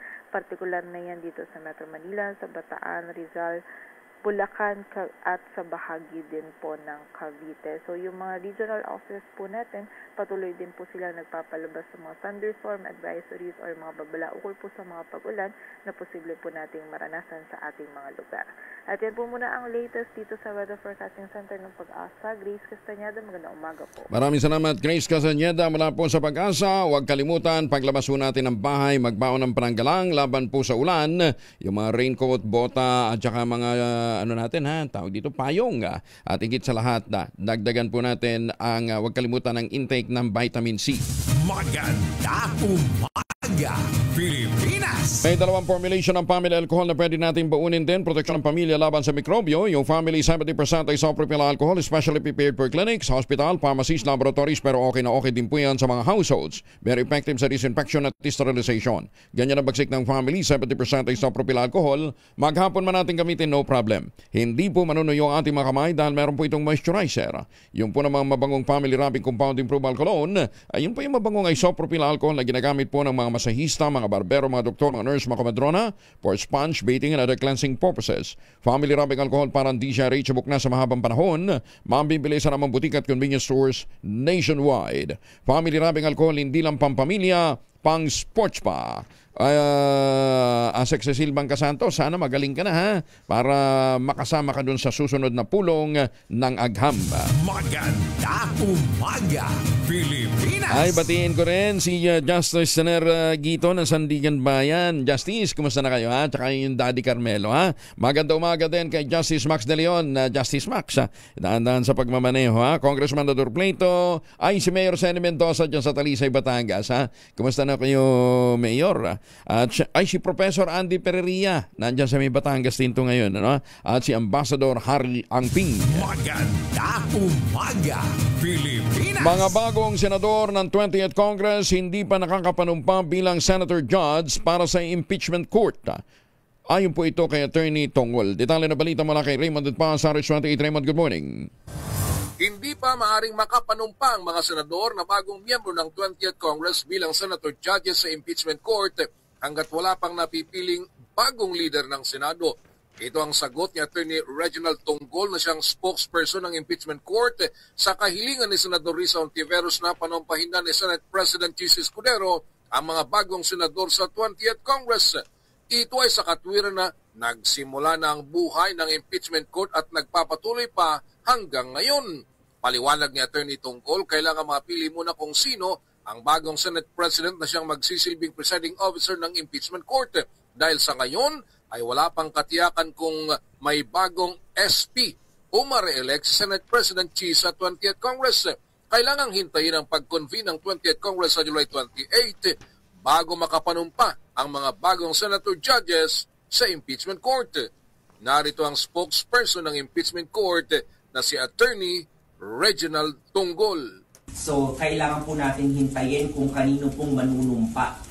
Ayaw po ng presiding officer na magkaroon ng question doon sa proseso or sa step na yon ng panunumpa na maaari pang ma-question at magkaroon ng legal impediments kapag nagpatuloy na po yung proseso. So, gusto ito si RH28, Raymond Paz para sa DCRH mula sa Pilipinas, una sa Pilipino. Maraming salamat, Raymond. Ipinahig naman ng isang miyembro ng Kamara de Representantes na dapat ituon ng Senado ang impeachment trial laban kay Vice President Sara Duterte sa pagkakaroon ng pananagutan. Huwag hayaang malunod ito sa teknikalidad upang mabigyan ng kasagutan ng tanong ng taong bayan. Sinabi ni Congressman Judas Idre, kinatawan ng Tingog Party List na ang mga isyong teknikal na inihain ng Senate Impeachment Court gaya ng pangangailangan ng sertifikasyon mula sa 20th Congress ay maaari sanang pag-usapan na lamang sa mismong paglilitis at hindi bago pa ito magsimula. Nagbabala din sa Isidre na ang tunay na talo sa pagkabalam na ito at pagtatalong teknikal ay ang publiko na naghihintay na mabigyang linaw ng umano'y maling paggamit ng confidential funds ng Pangalawang Pangulo at sa mga banta nito laban sa mga matataas na opisyal ng pamahalaan. Ayon kay Isidre, ang mga mahalagang katanungan ay hindi tungkol sa politika kundi sa katotohanan at katarungan. Suportado ni Tingog Party List Representative Judas Idre ang panukalang gawing bukas sa publiko ang deliberasyon ng Bicameral Conference Committee para sa panukalang pambansang budget. Ginawa na si Idre ang pahayag kasunod naman ng pagsang-ayon ni late Congressman Ferdinand Martin Romualdez, ang Speaker ng 19th Congress, sa panukalang wakasan na ang tradisyonal na closed door na pagtalakay ng Bicameral Conference Committee sa General Appropriations Bill. Una nang sinabi ni Congressman Romualdez na pabor siya sa pagbubukas ng proseso ng Bicameral Conference para sa pambansang budget dahil may karapatan ng taong bayan na malaman kung saan napupunta ang kanilang buwis. Mahigpit na pagpapatupad ng curfew sa mga menor de edad, epektibo na kagabi. May mga nahuli ba? Alamin natin kay Boy Gonzales, RH29. Boy, good morning. Kayang Angel, may pit nga na ipinatupad na kagabi ang curfew sa mga kabataan sa buong Manila na bahagi ng nilagdang Executive Order No. 2 ni Manila Mayor Isko Moreno de Bagoso, kung saan nakasad na mula alas 10 ng gabi hanggang alas 4 ng madaling araw ay bawal nang gumala sa lansangan ang mga kabataang may edad na 17 taong gulang pababa. Layo ng kautosan na mailayo hindi lamang sa panganib sa lansangan ng mga kabataan kundi makaiwas sa masamang impluensya tulad ng illegal na droga, alak, street gang na kalamitang nagsisimula ng riot. Inatasan na nga ni Yorme, si Manila Department of Social Welfare Chief J. Reyes de la Fuente, pati na ang lahat ng district office dito, nabuksan ang kanilang mga opisina 24 oras. Ang 24/7 na operasyon ng mga district office ng MDSW ay naglalayong maging kanlungan ng mga mahuling menor de edad na lalabag sa kautusan at magsisilbing processing center bago makuha ng kanilang mga magulang. Bukod dito, kausapin din ng mga nila De La Fuente ang mga magulang ng mga kabataan upang ipaunawa ang kanilang responsibilidad, gayon din ang umiiral na ordinansa. Ito si Boy Gonzales para sa Lisares, una sa Pilipinas, una sa Pilipino. Maraming salamat, Boy. Maganda umaga, Pilipinas. 15 minutos makalipas ang alas 5 ng umaga, pero ang premyo ng mahiwagang tunog, 18,000. Mahiwagang tunog. Ayan, pagkatapos nga ninyong maglaba gamit ang Pride detergent, ginagamit ho ninyo ang item number 2. Ayan, at ang prinsipyo ho ng P6 isinasabit. Ayan, alam na alam ito ng mga RAM. Yung mga mister na miyembro ng RAM, kala nyo matatapang yan. Right away, ma'am. Masunurin din pala. Ang inyo pong masagot, ipapadala po ninyo sa 0919-282-6485. Sundin ang tamang format po ng pagtitext, empty space, name slash, address slash, contact number slash, at ang inyong sagot. Isang beses lamang po maaaring mag-text sa ating text line gamit ang inyong mobile number. Sa mga sasagot online, kinakailangan meron po kayong sharer badge. Ayan, klaro ha? Kaya doon sa mga gustong sumagot, sundin ho yung tamang format para yan po ay mapabilang sa ating pipiliin sa makakapagbigay ng tamang sagot. Yung iba kasi baka nagbibigay ng tamang sagot, hindi lang ho pumapasok sa system dahil mali yung format. Maganda umaga, Pilipinas.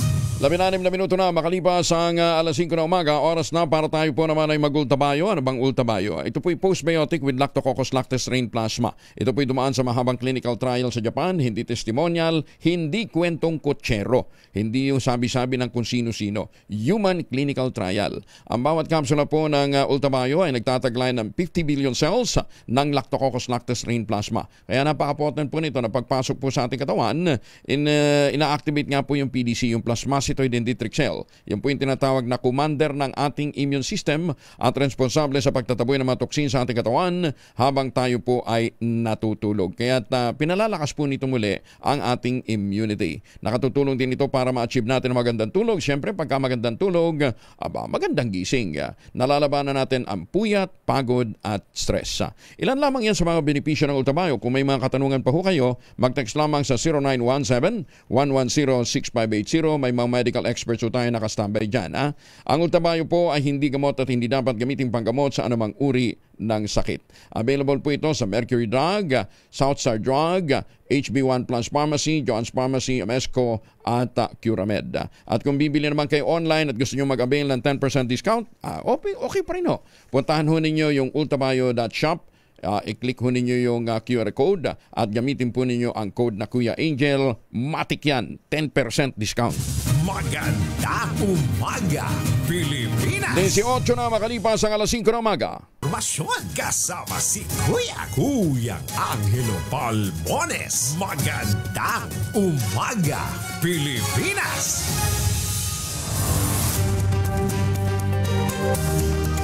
Buti pang immigration na nakatanggap ng 50 million mula sa PAGCOR. Pang-deport daw ho ito ng mga illegal alien. Pero hindi yan ang itatanong natin kay Ma'am Dana Sandoval.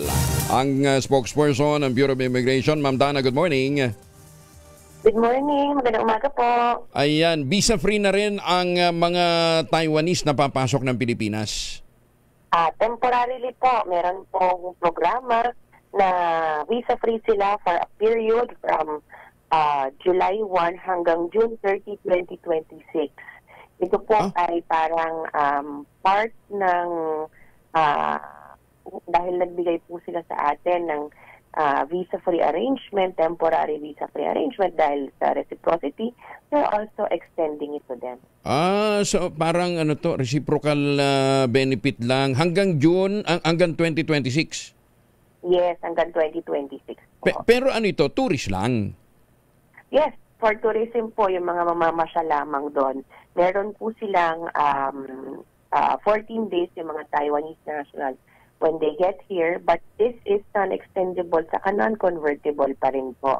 So it's a temporary measure, siguro later on, maaralin po ng mga appropriate agencies kung ano po yung mga possible pa na programa para po dito. Hindi naman siguro yung mga dadaan galing yung mga restricted natin ng mga blacklisted na mga galing ng Korea, dadaan ng Taiwan. Hindi naman ganon. Dapat Koreano, dapat Taiwanese talaga.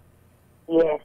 Taiwanese national lamang po ito at hindi po extendable to other nationalities. And it's a temporary, pa lang naman. It's a temporary action.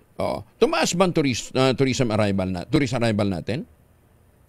Ngayon, medyo mas mataas na po, sir, kumpara dun sa past years. Kasi we know no pandemic talaga nag-slump yung tourism natin But ngayon, the average that we're seeing sa arrivals po natin ay nasa mahigit 50,000 arrivals per day. Wow, Lahat na po ng terminals yan. Yes. In the past po, siguro last year, naglalaro po sa mga 40,000, 30 to 40,000 po yung bilang ng arrivals natin. But for this year, tumaas na po yan to 50,000 plus. So we're expecting more arrivals sa mga susunod. Palalo sa sa mga bare months talagang nagbubuhos po yung dating ng mga tao dyan. Ano bang arrival average natin post pre-pandemic? Pre-pandemic po parang mga nasa 50 to 60 na po. So ngayon parang halos ito na yung pre-pandemic figures. Okay. Pero anong mga nationalities ng mga dumarating na yan? Nung 50,000 a day na arrival? Ang pinakamarami pa rin po natin, hindi pa natitinag, yung mga South Koreans, yung mga OPA na pupunta dito, yung mga K-pop, yun po ang pinakamarami pa rin. So far, ng mga arrivals natin, even before the pandemic, for the longest time, sila talaga yung pinakamataas natin na arrival. Ano ginagawa? Marami po sa kanila talagang tourism because yung weather sa kanila, lalo po pag nag-winter sa kanila. Experience ko po yan nung nasa paliparan tayo. Talagang punong-puno yung arrivals natin ng South Koreans kapag winter season. Kasi dito talaga yung punta nila, tapos beach agad ang mga ginagawa nila. So merong mga iba't iba, may mga senior citizen, ganyan. Grupo-grupo po, maraming group tour, tapos diretso sa mga dagat. Kasi harsh yung harsh ang winter sa South Korea 'Di ba? Yeah. Hindi kamukha ng winter sa Japan na bagamat malamig na malamig din, hindi yung nanuno talaga tapos yung lamig ng hangin matindi Yelo talaga. Hindi, tsaka yun talagang punishing nanuno talaga. Ibang klase yung winter ng South Korea. So, South Korea, tapos anong sumusunod? Before po mataas ang Chinese nationals natin prior to the pandemic. Ngayon actually medyo mababa na sila, parang parang lumabas sila sa top 5 sa huli kong tingin. Sila kasing taas na yun. Okay. Usual suspects natin dyan sa top 5. Marami po Americans, Canadians, saka Japanese. Yan po yung mga lagi na mainstay ng top 5 po natin. Ngayon yung Chinese minsan papasok sa top 5. Pero hindi na sila kasi kita rin naman po natin sa paligid. Yung mga areas had a lot of Chinese nationals. Ngayon medyo wala na pong mga nagpupunta. So we're hoping then again to recapture with the Department of Tourism, recapture the tourism market. Kasi malaking bagay din po yung tourism market ng mga nationals na yan. Oo. Next month, August na. Tapos pagkatapos ng August, bear month na. Ayan, papasok na yan. Oo. Functional na ba lahat ng ating mga e-gates? Functional naman po. Ginagawa po ngayon yung mga e-gates po natin. And then we are procuring another batch of electronic gates na ang po natin ay end of the year. Priority dyan sa NAIA and then also to other international airports. So, bukod po sa e-gates na yan, ay mag-expect pa po tayo ng mga bagong electronic gates na ilalatag po natin. Tsaka huwag tayo masyadong mareklamo kung nakikita natin mahaba ang pila sa immigration dito sa NAIA, arrival at saka departure. Naku, pumunta kayo ng ibang bansa. Lalo na pagka ganitong peak season, hindi ko naman sinasabing masama, pero kasing haba din ng pila, ganon din ho katagal yung pila, diba? Although sa kanila kasi nakalagay kung gaano katagal yung magiging pila mo, yung estimated queuing time, dito sa atin wala kasing ganon, no? Yes. Hindi natin ma-estimate. Yes, naman, isa rin yan sa suggestions natin. So, baka pag-implement tayo ng something like that. Oo, para at least alam mo ang queuing time ay mga 30 minutes, di ba? O mag-CR ka muna bago ka pumila. Kasi baka abutin ka ng patinding pangangailangan habang nakapila, balik ka na naman doon sa dulo. Tapos, yun yung mahirap doon, At saka naman, may special lane pa rin tayo para sa mga, tawag dito, PWD, sa mga may mga anak. In fact, buti nga dito sa atin may mga ganung prioritization eh. Sa ibang bansa wala. 'Di ba?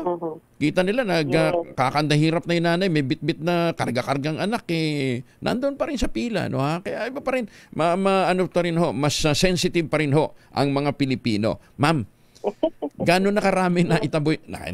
Gaano na karami na ipalabas na nakadetain? Doon sa mga na-deport po natin, parang may 1,000 na po. 1,000? Mga deportation natin, parang 1,400, yung last tingin ko po dito sa record natin, nasa 1,400, parang ganyan. Ilan na lang ang natitira? Na-deport na po natin. Madami pa. Overcrowded pa rin. Marami pa po.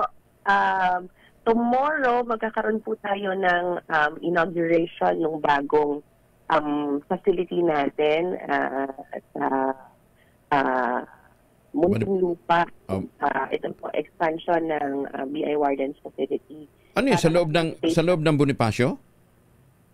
Opo, binigay po sa atin itong space na ito.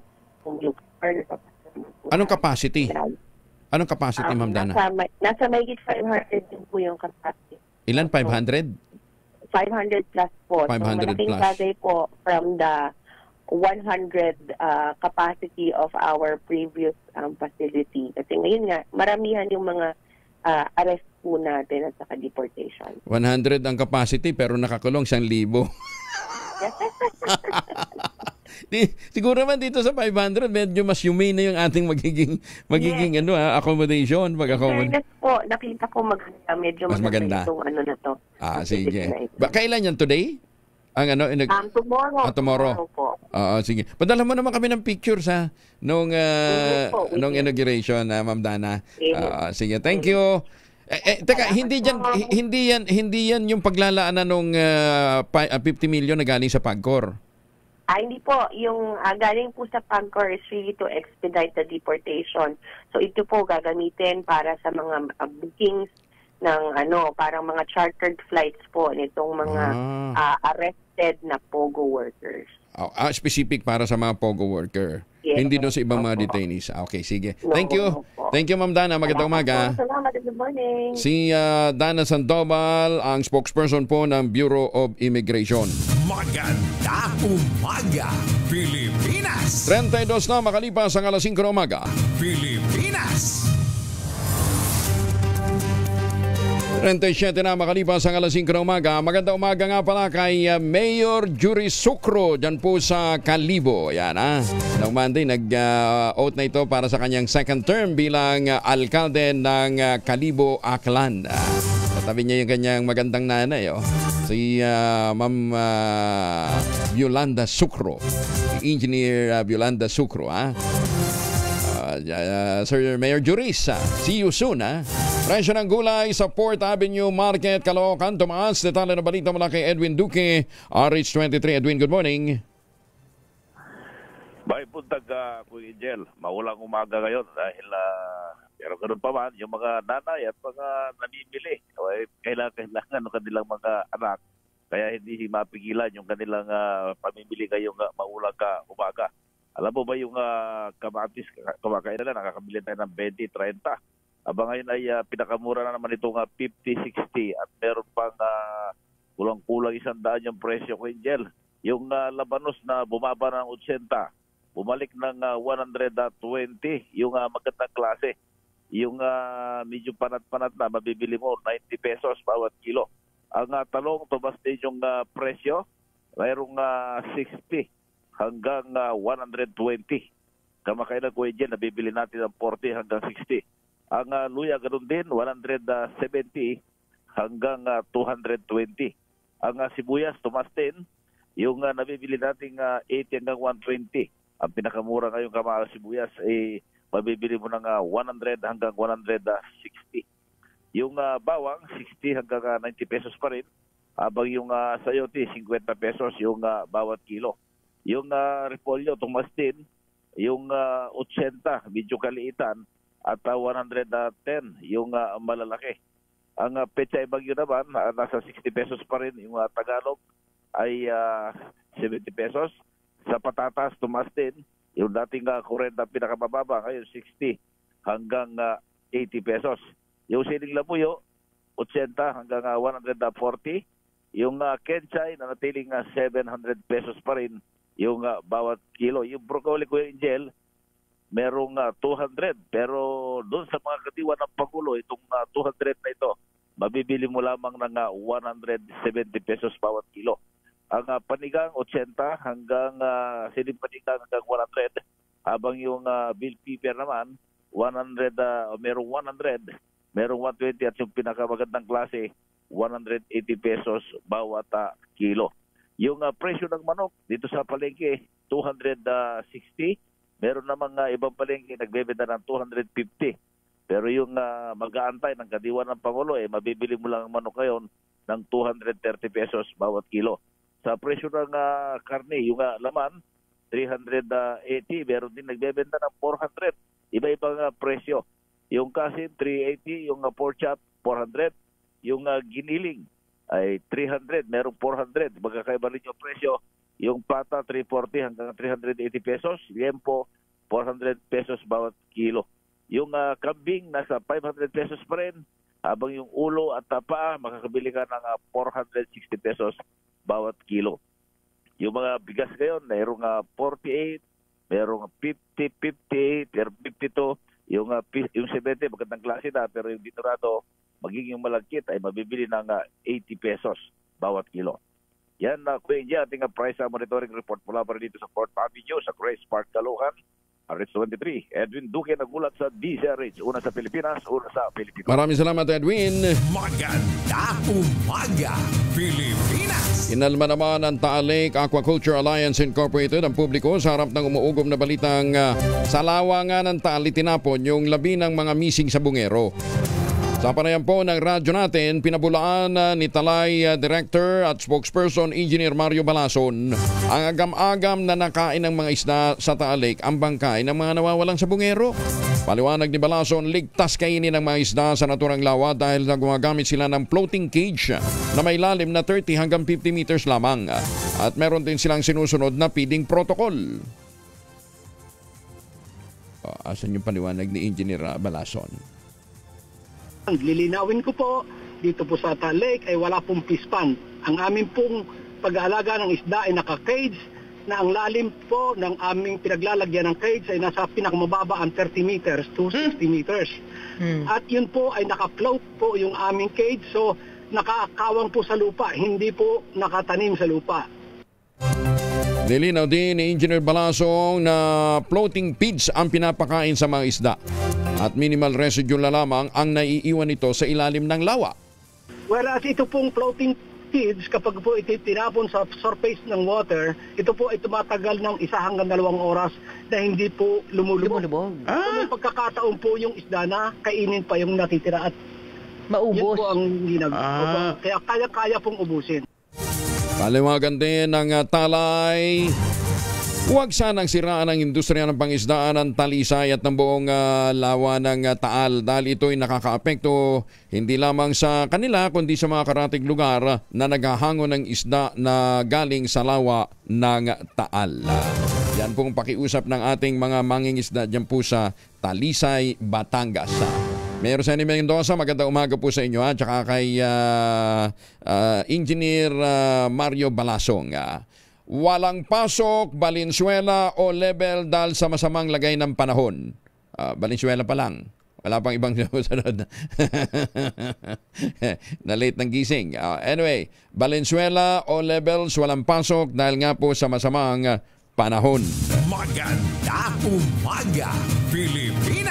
Kaya sa mga kababayan nating pauwi ng Pilipinas, huwag nang magpasalubong ng imported na tsokolate. Meron tayong tangerine chocolate, ha? Ang tangerine chocolate po ay produkto ng mga magnaniyog ng mga magsasaka dyan po sa lalawigan ng Quezon. Sa tulong po ni Dr. Helen Tan, yung po mga planting material ng kakao galing Davao, hinakot po yan para maitanim sa ilalim nga po ng mga nyugan. Kaya ngayon, nagpuproduce na sila ng dekalidad na kakao beans, pinaprocess para maging tangerine chocolate. Ang tangerine chocolate po ay 100% gawang lokal but taste and looks global dahil tinulungan po ito ng DTI at saka ng DOST.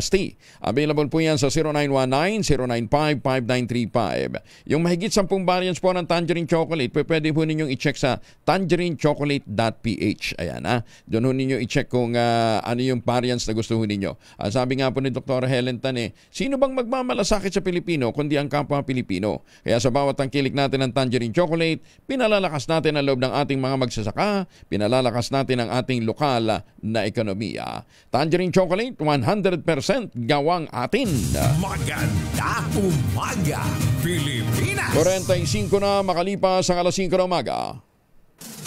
Pilipinas! Si Jun Soter mula sa Action Radio Davao, kasama muna natin. Nakahook up yata tayo sa kanyang programa ngayon. Jun, may buntag naman din sa Davao. May buntag? Yes, may buntag, Kuyang Angel. Live po tayo ngayon dito sa Action Reports Morning Edition. Kasama rin natin si Action Aljardura, ang tandem ko sa programa. Magandang umaga, Kuya Angel. Magandang umaga. Malakas ang ulan dyan? Hindi. Walang ulan dito ngayon. Walang ulan. Pero the past few days, maulan. Yes. Anyway, every afternoon. Kaya kami napatawag din. Gusto lang nating maliwanagan. For sale pa ba o hindi na ang bahay ni Mayor Digong dyan sa Davao? Sa ngayon, Kuyang Angel, last June 30, tinanggal na yung for sale. Tinanggal na, okay. Tinatanggal ng kanyang anak na si Mayor Basti Duterte. Pero at nalaman din na... Daghan gihapon ga adto dito para magsuroy. Katong yung ilang araw, hindi na masyado. Hindi na masyadong may dumalaw. Nung yung napabalitang may gagawin na raid yung ating kapulisan. Kaya ang ginawa ng mga tao, protektahan yung bahay ng ating former President Rodrigo Duterte. Kaya maraming tao nakatambay doon. Sa ngayon, wala na. Wala na. Tsaka siguro nung napabalitang for sale. Yung napabalitang for sale, maraming dumalaw, pero hindi na masyado talagang yung tatagal, nagpa-picture lang, kasi parang parang sinasadya ng ating mga, lalo pa hindi taga Davao, pumapasyal talaga sa bahay ng ating former president. Teka muna, liwanagin nga natin, meron ba talagang golf course sa likod ng bahay ni dating Pangulong Digong? Dati meron talaga, pero sa ngayon kasi Kuya Angel, may a global township, parang tawag ito na dinevelop yung nasa likod ng bahay ng ating former president. Kasama ko rin si Action Aljadura, parang may alam din siya Action Kuya Angel. Oo. So katong ginaingon nga golf course, wala na. Wala na to. Kaubang Angel. Wala na to. Wala na. So anong nandun sa likod ngayon? Bagong siya, global township siya actually. Global siya? Mga bahay na. Mga bahay na. Hindi, isang establishment po ito na dinidevelop at saka open na po ito sa public. Maraming pwedeng makakapasok doon sa loob ng Davao Global Township po ng dinidevelop sa likuran mismo ng Doña Luisa Subdivision ng Davao City. Sino pala dati nag-ooperate ng golf course doon? Ayun ang hindi namin alam. Actually, hindi namin na-research po pero yung yung access nung likod ng bahay, may pader? O po pwedeng through and through from there diretso ka doon sa township? Actually, may pader po yan. Oo, kasi sa dulo na talaga ng ano yan subdivision yung bahay ni President Rudy Duterte. Oo. Mga ilang metro lang po, yun na ang boundary ng Doña Luisa subdivision at saka yung dinidevelop na township ng Davao City po. Medyo mahal ang property dito ron kay murag tourist destination man ron. mahal gid na diha kaubang ang Angel. Actually Kuya Angel, last Monday may nag-open na isang fast food doon sa Global Township talaga. That's Monday. Pila ka unit mo? John, pila ka unit mo napalit dito sa likod? Dili kaya. Dili kaya. Mahal. Mahal yun yan. Mahal talaga. Kano sa pa na-develop? Kailan pa na-develop yung township? Ano yan? 2021 yan, dinidevelop na yan. Yung 33 billion na development ng Davao Global Township po. Yun ang nandyan sa likuran ng Doña Luisa, malapit lang talaga sa bahay ng ating dating Pangulo po. Ayan, okay. John, may report din kami kanina na yung may mga overcharging na rin daw yung mga taxi dyan sa Davao. Dati, di ba, yung mga taxi dyan sa Davao, pinaka-honest na taxi driver yan sa buong Pilipinas. Kasi kahit anong maliit na item, malaking item maiwan mo, isasauli hanggang sa tugkaran o hanggang sa may gate mo. Yes, karamihan sa mga nag-overcharge, hindi taga Davao talaga. May mga dayo kasi ng mga driver na nag-drive ng taxi rito. Pero hindi naman masyadong marami. May ilan din na talagang pasaway. Pero kadalasan na napasaway, hindi talaga taga Davao yung mga taxi driver. Ayan. Pero walay curfew diha, ha? Sa ngayon walang curfew. Okay, sige. Daghang salamat, John, ha? Daghang salamat sa Action Radio Davao, ha? Thank you. Yes. Thank you. Maraming salamat din Kuya Angel kasama sa Action Radio Dura, Kuya Jun Soter po lamang. Maraming salamat. Yan po ang Action Radio Davao natin. Nilinaw na wala na pong golf course doon sa likod ng bahay, dating bahay ni Mayor Digong. Maganda umaga, Pilipinas! Unified Emergency Hotline 911 nilulunsad nationwide ngayong buwan. Detalye na balita mula kay Val Gonzalez sa Rich Val. Good morning. Maulang umaga, Kuya Angel, bago matapos ang buwan ng Hulyo ay ilulunsad na ng Department of the Interior and Local Government ang Emergency 911 sa buong Pilipinas. Ang Unified Regional-Based 911 Emergency Hotline ay naglalayong mapabilis at mapabuting emergency response ng Philippine National Police at iba pang ahensya ng gobyerno. Ayon kay DILG Secretary John Vic Rimulya, makatutulong ang paggamit ng local dialect sa pagsagot sa mga tawag para mas madali ang komunikasyon, lalo na sa panahon ng kalamidad at sakuna. Sa ilalim ng dagong Emergency 911, sasaklawin na ang mga tawag ng emergency gaya ng sunog, krimen at maraming iba pa. May online mental health counseling din sa tulong ng National Center for Mental Health. Ako si Val Gonzalez, DZRH, una sa Pilipinas, una sa Pilipinas. Maraming salamat, Val. Hindi pa daw natutunton ng PNP ABSE Group yung sindikatong sinasabing kasabwata doon sa 60-40 scheme ng mga taxi dyan po sa NAIA. Detalye ng balita mula kay Giselle Ricaport, RH15. Giselle, good morning. Good morning, Kuyang Angel. Hindi pa nakikita ng PNP Aviation Security Group na may sindikato sa likod ng umano'y sa buwatang 60-40 scheme sa Ninoy Aquino International Airport. Ayon kay ABSEG Acting Director Brigadier General Jason Capoy, wala pang nadagdag ng mga bagong pangalan bukod sa sinibak na 5 police airport. Sa pagtatanong ng DZRH News, sinabi niya na sisilipin nilang maigi kung may mga kasabot rin na matataas na opisyal sa nabanggit na extortion na tumatarget sa taxi drivers sa NAIA terminals. Tiniyak ni Capoy na mahigpit silang nakikipag-ugnayan sa Office for Transportation Security para sa pagsisiyasak sa mga korap na airport personnel. Nag-ugat ang investigasyon sa umanay extortion sa NAIA sa revelasyon ng taxi driver na si Felix na naningil ng 1,200 piso sa kanyang pasahero sa maikli lamang na biyahe sa pagitan ng Terminal 3 at 2 ng Paliparan. Sa usapin naman ng mga nahuling kolorom at overcharging ng mga PUV kabilang ang mga taxi at habal-habal, ang Land Transportation Office na anya yung nangangasiwa sa investigasyon. Mula rito sa Pasay City kung saan patuloy ang palakas na bayo ng hangin at buhos ng ulan, ito si Giselle Vicaport para sa DZRH una sa Pilipinas, una sa Pilipino. Maraming salamat, Giselle. Si Giselle po ang Reporter of the Year ng KBP Golden Dove Awards. Pasig Kinder to Senior High School. Kasamang ALS, ala na rin pong pasok. Pasig Kinder to Senior High School, kasamang ALS, walang pasok. Valenzuela O Levels, walang pasok.